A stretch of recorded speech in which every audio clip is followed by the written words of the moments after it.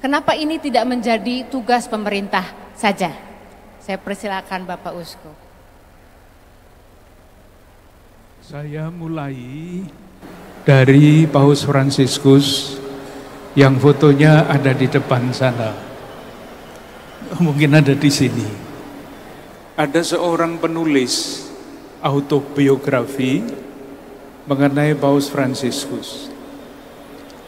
Ketika Paus Fransiskus mulai, penulis itu mengatakan bahwa model kepemimpinan Paus Fransiskus adalah heroic leader, pemimpin yang heroik. Tetapi kemudian sesudah melihat sepak terjang Paus Fransiskus, istilahnya berubah. Bukan lagi heroic leader, tetapi wounded shepherd, gembala yang terluka. Pertanyaannya adalah, apa yang melukai sang gembala yang namanya Paus Fransiskus itu? Yang melukai beliau sebagai gembala adalah penderitaan umat manusia. Khususnya yang sangat beliau prihatinkan adalah perang, konflik, dan sejenisnya. Itulah sebabnya sampai satu hari sebelum beliau wafat, beliau masih menyampaikan pesan yang sangat mendalam mengenai perdamaian. Tetapi bukan hanya perang, tetapi akibat-akibat dari perang itu. Bukan hanya akibat perang, tetapi sistem ekonomi dunia yang membuat jurang semakin lebar antara yang kuat dan yang lemah. Itulah yang membuat Paus Fransiskus terluka, disebut sebagai wounded shepherd. Dari situlah muncul istilah bela rasa. Bela rasa itu dari bahasa Inggris, dasarnya bahasa Latin, ada dua kata, cum itu artinya bersama-sama, patiri itu artinya menderita. Jadi sebetulnya bela rasa tidak menerjemahkan secara utuh kata dasar compassion itu. Tetapi belum ada kata yang lain. Maka dipakai saja kata bela rasa dengan paham itu. Jadi pribadi yang berbela rasa tidak hanya melihat dari luar, tetapi dia ikut merasakan penderitaan sekian banyak saudara-saudara kita yang entah karena apa harus mengalami peminggiran, harus mengalami PHK, dan sebagainya. Ikut merasakan susahnya. Jadi bukan dari atas memandang dengan penuh belas kasihan, tidak. Tetapi bela rasa, compassion. Nah, lalu ketika kita sampai kepada titik itu, compassion, pertanyaan yang harus kita jawab itu sama. Satu pertanyaannya, yaitu apa yang harus kita lakukan supaya lingkungan hidup kita itu menjadi semakin manusiawi. Itu bisa ditanyakan kepada anggota DPR RI, bisa ditanyakan kepada ibu-ibu di kampung-kampung yang melihat situasi lingkungannya yang berbeda dengan yang dilihat oleh para pemimpin itu. Tetapi pertanyaannya sama. Apa yang harus kita lakukan? Jadi tidak sekedar bicara, tetapi memikirkan bersama-sama apa yang harus kita lakukan. Itulah yang dilakukan oleh Lembaga Daya Dharma sudah 63 tahun yang lalu sampai hari ini. Dan pasti akan dikembangkan dalam waktu-waktu yang akan datang. Apakah usaha-usaha ini akan berhasil? Kita yang berbela rasa itu siap untuk gagal. Karena arus zaman itu jauh lebih kuat daripada arus bela rasa. Entah itu ekonomi, entah itu politik, entah itu sosial, apapun, itu jurusannya ternyata berbeda. Bukan berbela rasa, tetapi mencari siapa yang menang, bersaing. Jadi sebetulnya arus bela rasa itu adalah arus yang melawan arus. Itulah sebabnya, kembali lagi ke Paus Fransiskus, beliau pada tahun ini mengajak umat Katolik untuk merayakan yang namanya tahun yubileum, 25 tahun sekali. Yang temanya peziarah pengharapan. Justru karena cita-cita yang bagus, itu rupa-rupanya akan semakin jauh dari realitas. Cita-citanya kebaikan bersama, yang realitasnya adalah korupsi. Cita-citanya menghargai martabat manusia, yang terjadi adalah perdagangan, tindak pidana perdagangan orang. Berwatak mulia yang diaruskan adalah judi online. Jadi antara cita-cita yang bagus dengan realitas itu semakin jauh.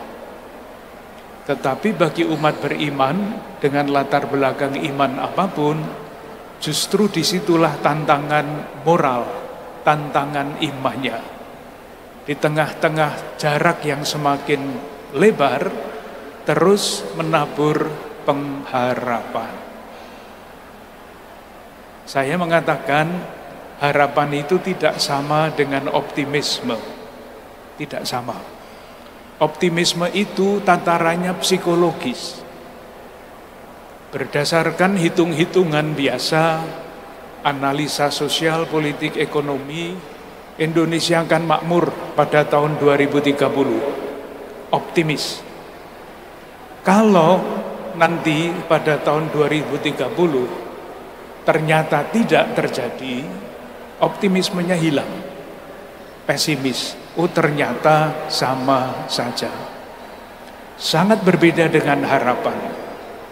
Harapan itu landasannya adalah iman. Iman apapun. Iman Kristiani, iman Islam, iman yang lain-lain sama.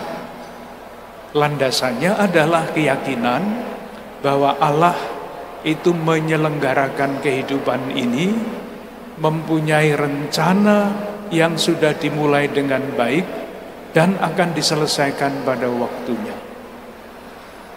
Kalau saya boleh mengutip salah satu ayat kitab suci, mungkin tidak persis pas seperti kata-katanya, harapan itu dapat dilaksanakan atas dasar nasihat ini. Saudara-saudaraku yang terkasih,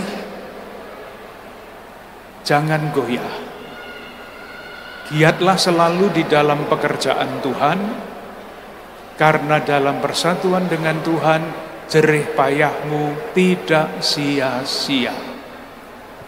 Jadi sekecil apapun yang dilakukan oleh lembaga Daya Dharma, tidak akan langsung membuat negara ini sejahtera, masyarakat ini damai, tetapi inilah wujud harapan, tanda bahwa harapan itu sungguh-sungguh dapat diwujudkan di dalam gerakan-gerakan yang kita lihat di depan sana.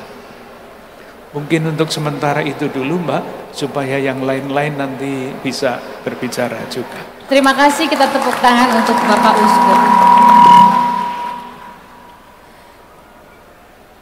Jawaban yang luar biasa, tapi saya ingin menggarisbawahi satu hal untuk masuk ke Ibu Alisa Wahid.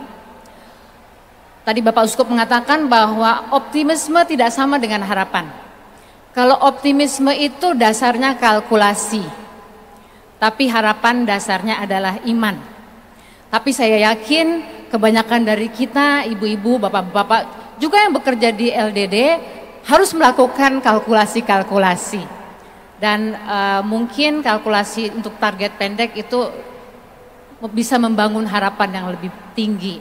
Nah ini saya ingin bertanya kepada Ibu Alisa Wahid sebagai orang yang sangat komitmen di dalam isu-isu kebinekaan terhadap minoritas ya dan lain-lain, dan juga aktif di akar rumput. bisa nggak menambahkan dengan cerita apa yang terjadi di akar rumput, bagaimana harapan mungkin diturunkan ke dalam satu kalkulasi, bagaimana kegagalan mungkin terjadi, tapi bagaimanapun usaha kita berjalan terus. Silakan Mbak Alisa. Oke, terima kasih Mbak Ayu. Romo Kardinal, Bapak Ibu sekalian, para pemuka agama, dan Bapak Ibu sekalian. Yang pertama, saya ingin mengucapkan selamat dulu kepada LDD untuk ulang tahun yang ke-6. Lalu yang kedua, terima kasih Romo Kardinal atas pengantarnya tadi, itu menjadi kerangka besar bagi kita semua. Dan saya yakin 4 ensiklik Paus Fransiskus itu semuanya arahnya sebetulnya adalah compassion ya. Nah, kalau bicara tentang akar rumput, Mbak Ayu, jadi begini, 2 tahun yang lalu, di awal tahun 2023, saya diundang oleh Dicastery of Interreligion di Vatikan. Itu undangan untuk pertemuan para perempuan dari organisasi agama yang bergerak untuk culture of encounter atau ruang perjumpaan. Jadi kami waktu itu ya bertemu dengan Bapak Suci juga waktu itu. Nah, di sana kami ketemu dengan banyak sekali pelaku akar rumput, dan ternyata bukan hanya di Indonesia saja, tetapi karena memang nilai-nilai luhur itu dia ada pada semua agama secara universal, kan begitu ya. Nah, tetapi yang menarik adalah kita bisa berjumpa tanpa dasar keimanan, itu bisa. Tetapi sebagaimana ensiklik pertama Paus Fransiskus yang Lumen Fidei,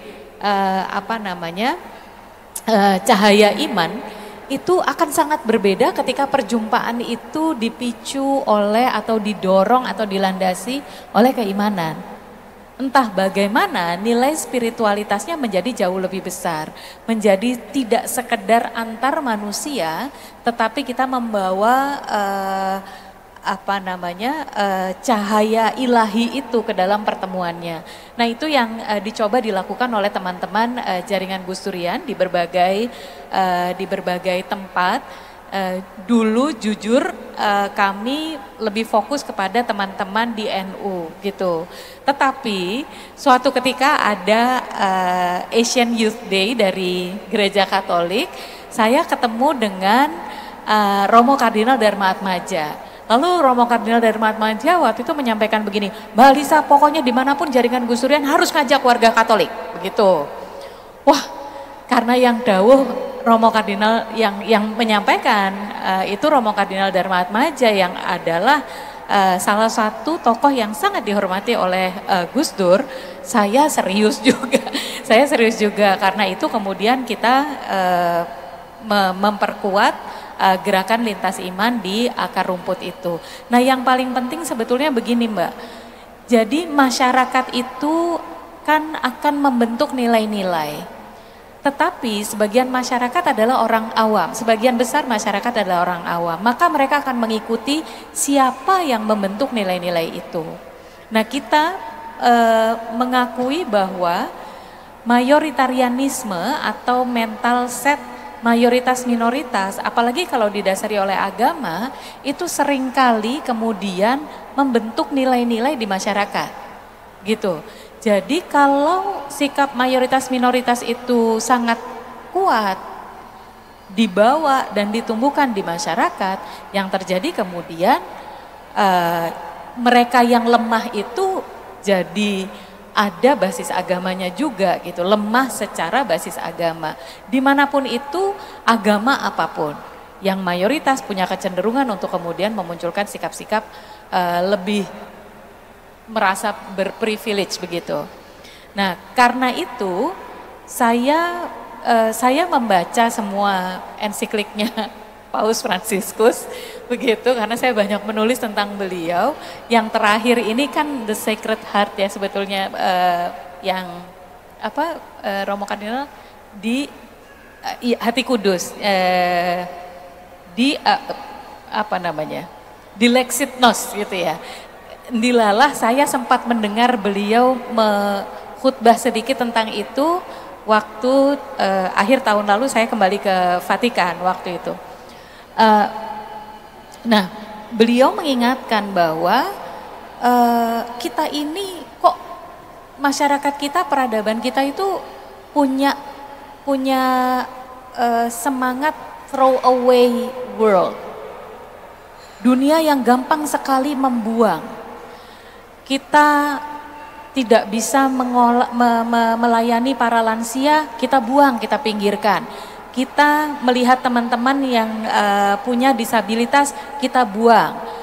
Buruh tidak dibutuhkan lagi oleh perusahaan, dibuang. Itu semua ditulis di dalam, sebetulnya itu ditulisnya di Fratelli Tutti, di ensiklik yang Fratelli Tutti. Tetapi throw away world itu jauh dari compassion. Kenapa kok begitu? Ya karena kita tidak punya compassion, kita tidak punya sikap welas asih, dan kita tidak punya bela rasa. Nah, sekali lagi nilai-nilainya muncul tidak dalam masyarakat, itu PR-nya. Jadi ruang perjumpaannya memang diproduksi atau dibuat, tapi kalau nilai-nilainya tidak ditumbuhkan, ruang perjumpaan itu juga akan hampa. Tapi kalau kita memastikan bahwa nilai-nilai itu ditumbuhkan, maka ruang perjumpaan itu menjadi sarana yang akan merealisasikan begitu. Jadi kalau di dalam dunia muslim itu kan ada keseimbangan hablum minallah, hablum minnanas, hablum minal alam ya. Hubungan dengan Tuhan, hubungan dengan manusia, sesama manusia begitu. Dan hubungan dengan alam. Nah, ketika nilai-nilainya itu muncul, maka dia akan bisa memaknai perjumpaan itu dengan baik dan muncul compassion-nya gitu. Sayangnya yang sering terjadi itu tidak begitu. Kita yaitu throwaway society itu, jadinya semakin kuatlah warga dunia ini hidup dengan sikap menang-menangan, mayoritas minoritas, berkuasa atau tidak berkuasa, dan saya rasa ini yang kita diingatkan oleh Paus Fransiskus sebetulnya, bahwa ayo kembali ke iman sebagai landasan kita untuk bergerak, lalu dari situ ditarik kemudian ke bagaimana merawat rumah bersama bumi ini. Kita itu kan dibatasi oleh negara-negara ya. Kita bisa mengusir orang yang menurut kita itu tidak sesuai dengan kedaulatan negara kita. Tapi kita tidak bisa mengusir siapapun dari planet bumi. Mau tidak mau kita harus hidup bersama di planet bumi ini. Mau agamanya apa, sukunya apa, negaranya apa, kita hidup bersama di planet ini. Maka perilaku-perilaku merawat rumah bersama itu kemudian menjadi sangat penting. Saya ingin memberi contoh soal bagaimana menumbuhkan nilai dari lingkungan NU. NU itu sering sekali, Nahdlatul Ulama itu sering sekali disebut sebagai organisasi yang paling ramah kepada orang dari agama yang berbeda. Betul tidak? Sering sekali disebut seperti itu. Maaf Pak Sukidi. Kita organisasinya beda. Sesama muslim tapi.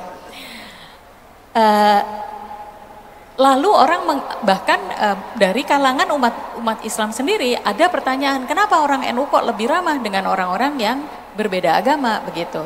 Tetapi di NU itu ada nilai fondasi, nilai fundamental atau foundational yang kami sebutnya nilai aswaja an-nahdiyah. Itu wasatiyah, tawasud, tawazun, tasamuh. Nah, tasamuh itu toleransi. Nah, toleransinya NU itu sebetulnya tidak dimulai dari toleransi kepada kelompok yang agamanya berbeda atau sukunya berbeda. Tetapi karena di dalam NU diakui 4 mazhab imam dalam Islam yang berbeda. Jadi kita sudah terbiasa dengan perbedaan-perbedaan. Nah, ketika kita terbiasa dengan perbedaan, maka kemudian lebih mudah kita belajar untuk menghormati pihak lain, dan karena itulah warga NU kemudian lebih slow, lebih lebih inklusif, lebih embracing, itu karena ada itu gitu. Nah, ini salah satu contoh bagaimana kita bisa memenangi pertarungan soal nilai-nilai luhur ini, compassion ini, terutama di akar rumput. Begitu Mbak, terima kasih. Terima kasih banyak, tepuk tangan untuk Ibu Alisa Wahid. Tentu saja kita tahu Ibu Alisa Wahid adalah putri dari Gus Dur yang dikenang oleh saya kira kita semua dan terutama oleh umat Konghucu sebagai orang yang pada masa Konghucu belum diakui itu sangat konsisten. Jadi teladan Gus Dur luar biasa untuk keberagaman kita bersama. Tapi ini menarik karena Ibu Alisa datang dari organisasi Muslim yang besar juga yaitu atau terbesar Nahdlatul Ulama. Sementara kita tahu ada organisasi yang lain yang akan kita dengarkan juga pendapatnya. Tapi saya ingin memberi menggarisbawahi juga presentasi tadi yang sangat menarik buat saya adalah nilai itu harus ditumbuhkan dalam perjumpaan. Karena kalau tidak menumbuhkan nilai maka perjumpaan itu mungkin kalau bukan sia-sia malah mungkin menghasilkan suatu saling tidak percaya. Jadi saya kira pesannya itu kita memang sering berjumpa dengan orang tapi yang kita harus lihat adalah bagaimana nilai-nilai compassion ditumbuhkan dan dipertukarkan dengan bahasa masing-masing kelompok atau bahasa masing-masing iman dan ideologi kalau mungkin, dan saya kira itu mungkin. Nah di sini saya kira juga catatan kedua yang penting, saya juga iri pada Ibu Alisa Wahid karena saya hanya melihat Paus Fransiskus dari jauh di Gelora Bung Karno dan saya tidak mendapatkan lambayannya. Sementara Ibu Alisa Wahid bertemu langsung dengan beliau dan mendapatkan pesan-pesan langsung. Dan Bapak Suci Paus Fransiskus menyampaikan satu pesan yang saya kira tadi diingatkan oleh Ibu Alisa dan sangat penting, yaitu bahwa masyarakat modern cenderung atau dikuasai atau didominasi oleh budaya membuang, throw away culture. Ya ini catatan buat kita juga, ini nanti botol-botol minuman itu akan kemana, akan dibuangkah atau akan didaur ulangkah, itu catatan kita untuk barangkali bahkan dalam kehidupan yang paling kecil. Nah kita akan berpindah kepada Bapak Sukidi, seorang pemikir kebinekaan, juga seorang tokoh Muhammadiyah. Jadi dari NU kita loncat ke Muhammadiyah.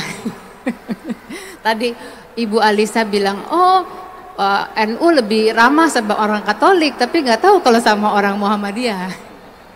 Tapi itu kan bercandaan sehari-hari kita. Nah, mungkin nih Pak Sukidi, tadi yang sudah disebutkan oleh Ibu Alisa Wahid sebetulnya adalah bahwa dunia modern yang mungkin adalah dunia yang kapitalis itu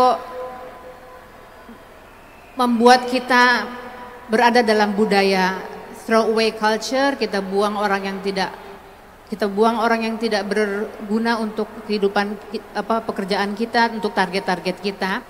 Tapi di balik itu mungkin juga kita bisa melihat bahwa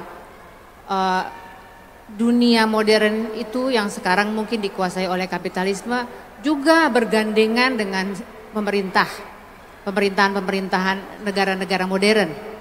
Jadi mungkin Pak Sukidi bisa bercerita atau menggambar kepada kita mengapa dunia modern ini masih menghasilkan orang-orang yang dipinggirkan, orang-orang lemah yang dilemahkan oleh struktur dunia modern itu, dan apa peran kebinekaan dalam semua ini, bagaimana kebinekaan itu berhubungan dengan ketidakadilan ini, atau bagaimana kesadaran kita mengenai kebinekaan itu bisa membantu dalam bela rasa kita. Silakan Pak Sukidi. Assalamualaikum warahmatullahi wabarakatuh. Bapak Kardinal Suharyo dan keluarga besar Katolik yang saya muliakan, seluruh peserta yang hadir yang amat sangat saya cintai. Pertama dan utama tentu rasa syukur dan terima kasih kita hadir dalam suasana yang insya Allah selalu dalam spirit bela rasa. Kita ingin menempatkan bela rasa ini sebagai panggilan keimanan dan sekaligus sebagai panggilan keindonesiaan. Sebagai panggilan keimanan, bela rasa ini adalah satu ikhtiar mulia untuk kita semuanya meneladani pertama dan utama dalam tradisi Katolik adalah Yesus sebagai sosok yang menempatkan bela rasa sebagai ajaran sentral dalam tradisi Kristianiti itu sendiri. Itu pertama. Dalam konteks panggilan keindonesiaan, maka kita menempatkan bela rasa ini sebagai nilai yang harusnya mengikat kita sebagai satu umat manusia, sebagai satu warga negara yang selalu punya sikap membuka diri untuk merasakan penderitaan orang lain sebagai bagian dari penderitaan kita, dan kita terpanggil baik karena panggilan agama maupun panggilan keindonesiaan untuk menjiwai, merasakan penderitaan orang lain sebagai bagian dari penderitaan kita, dan kita terpanggil untuk berbela rasa untuk mengentaskan mereka dari mata rantai penderitaan itu sendiri. Itu pertama. Dalam konteks dunia yang modern, yang tunggang langgang, panggilan ini semakin penting. Karena apa? Karena apa yang dirasakan oleh Paus Fransiskus adalah dunia yang tidak adil, terutama dunia yang memberikan privilege kepada mereka yang kaya, yang berdiri tegak di atas fondasi kapitalisme, yang membunuh ekonomi mereka yang lemah, yang marginal, yang terpinggirkan. Karena itu bela rasa menjadi penting, karena kita diingatkan kembali bukan hanya oleh ajaran Yesus tentang pentingnya kita menumbuhkan sikap belas kasih kepada sesama.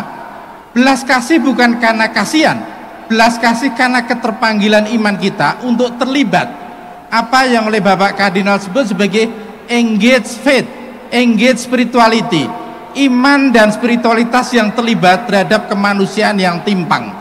Karena itu bela rasa dalam konteks ekonomi adalah keterpanggilan yang ditunjukkan oleh Paus Fransiskus bahwa ekonomi yang tumbuh hari-hari ini adalah kapitalisme yang justru membunuh kemanusiaan. The economy that kills, kata Paus Fransiskus. Dalam konteks keindonesiaan, ekonomi ini adalah tumbuh dengan ekonomi yang membunuh mereka yang lemah, yang marginal, yang tidak memperoleh kesempatan untuk tumbuh dan berkembang sesuai dengan amanah konstitusi dan sesuai dengan apa yang dicita-citakan oleh para pendiri republik itu sendiri. Karena itu yang kedua, bela rasa dalam konteks ekonomi, Mbak Ayu Tami, saya kira kita harus terpanggil untuk merasakan dan berpihak kepada mereka yang tidak seberuntung kita, dan memberdayakan mereka untuk tumbuh dan berkembang agar mereka memperoleh keadilan sesuai dengan mandat konstitusi itu sendiri, keadilan sosial bagi seluruh rakyat Indonesia. Kenapa? Karena yang tumbuh hari-hari ini adalah the economy of injustice, ekonomi yang tidak berkeadilan. Sementara yang diamanahkan oleh Paus Fransiskus, yang diperjuangkan oleh Bapak Kardinal, yang diperjuangkan oleh keluarga besar bukan hanya Katolik tapi kita semuanya, keluarga besar Islam, Protestan, Hindu, Buddha, adalah ekonomi yang memberikan keadilan kepada mereka yang terpinggirkan selama hampir 80 tahun kita merdeka itu sendiri. Itu kedua. Karena itu tantangan utama dalam gerakan bela rasa itu adalah ketimpangan. Karena ketimpangan ini terjadi, saya kira matinya bela rasa dalam setiap diri kita. Ketika kita menyaksikan mereka yang meninggal itu bukan karena satu dan lain hal, tapi karena kita tidak peduli pada mereka. Dan saya kira gerakan bela rasa ini adalah gerakan bersama untuk mengingatkan kembali bahwa mimpi Paus Fransiskus dan mimpi para pendiri Republik sedang berada di simpang jalan. Apa mimpi Paus Fransiskus? Adalah apa yang dia sebut sebagai co-prosperity, kemakmuran bersama. Ini sejalan dengan apa yang dipidatokan oleh Bung Karno pada pidato 1 Juni 1945. Saudara-saudara, apakah kita hendak mendirikan Indonesia merdeka di mana kaum kapital merajalela, atau kita hendak mendirikan Indonesia merdeka di mana rakyat bersama sejahtera? Jadi kemakmuran bersama yang diimpikan oleh Paus Fransiskus dengan gaung co-prosperity, dengan apa yang diungkapkan oleh Bung Karno pada pidato 1 Juni 1945 yang menandai pidato tentang kelahiran Pancasila adalah kesejahteraan bersama. Kesejahteraan bersama inilah yang jauh dari genggaman Indonesia Raya dan menjadi tanggung jawab kita umat beragama agar terpanggil untuk mewujudkan bukan hanya cita-cita Paus Fransiskus, tapi juga cita-cita para pendiri Republik itu. Itu kedua, tentang pentingnya kita terpanggil untuk mewujudkan kesejahteraan bersama sebagai tujuan utama kita merdeka, sebagai tujuan utama kita beragama, baik beragama dalam konteks Katolik, dalam konteks Protestan, maupun dalam konteks Islam, dan dalam konteks agama-agama. Agama-agama harus dikembalikan pada pusat spiritualitas sebagai ujian terpenting dalam konteks bahwa beragama yang benar adalah beragama yang disertai dengan bela rasa, dengan sikap empati, dengan sikap peduli kasih kepada mereka yang terpinggirkan. Kalau beragama kita menjauhkan kita untuk berbela rasa, pasti agama dan sikap beragama yang salah. Karena itu beragama yang benar adalah beragama yang menumbuhkan cinta kasih, bela rasa, dan kepekaan kemanusiaan kepada sesama manusia. Saya teringat pada petuah Imam Ali yang ternyata juga diucapkan Paus Fransiskus ketika berkunjung ke Timur Tengah. Pesan itu adalah manusia terbagi ke dalam dua golongan. Mereka yang seiman dengan kita, yang saudara seiman, atau mereka yang bersama kita dalam saudara kemanusiaan. Yang menjadi pilar utama, sendi utama dari gerakan bela rasa itu adalah keterpanggilan kita, bukan hanya menjadi saudara seiman, tapi yang lebih penting adalah menjadi brother in humanity, menjadi saudara dalam kemanusiaan. Dan saya kira pada titik kemanusiaan ini kita meneladani Paus Fransiskus sebagai a Pope of Humanity, sebagai paus kemanusiaan. Beliau menempatkan kemanusiaan sebagai titik terpenting dalam pengabdian untuk melayani sesama.